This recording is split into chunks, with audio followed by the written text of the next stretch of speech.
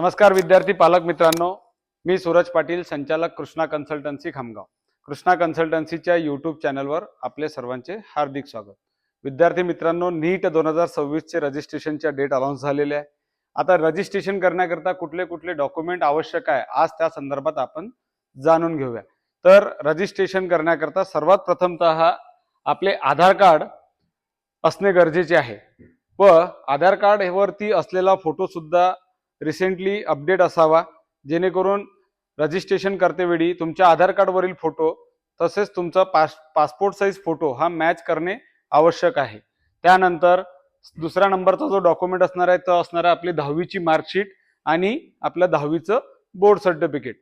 त्यानंतर थर्ड नंबरला जर जो विद्यार्थी 12वी रिपीटर आहे अशा विद्यार्थ्यांना 12वीची मार्कशीट असणे बंधनकारक आहे.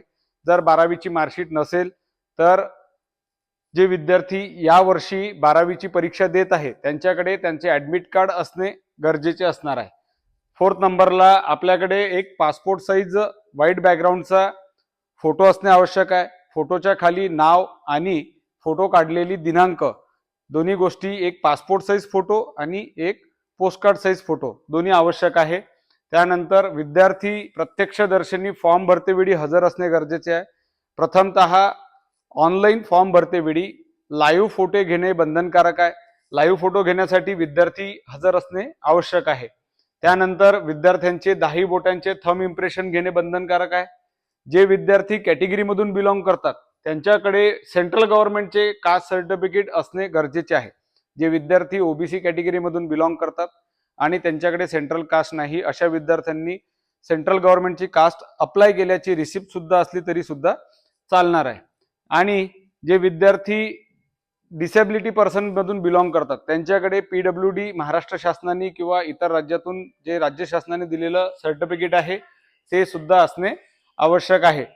आणि जे विद्यार्थ्यांकडे मोबाईल नंबर आधार कार्डला ऑथेंटिकेट झालेला आहे अशा विद्यार्थ्यांकडे अपार आयडी असल्यास असणे बंधनकारक असेल, नसला तरी काही हरकत नाही.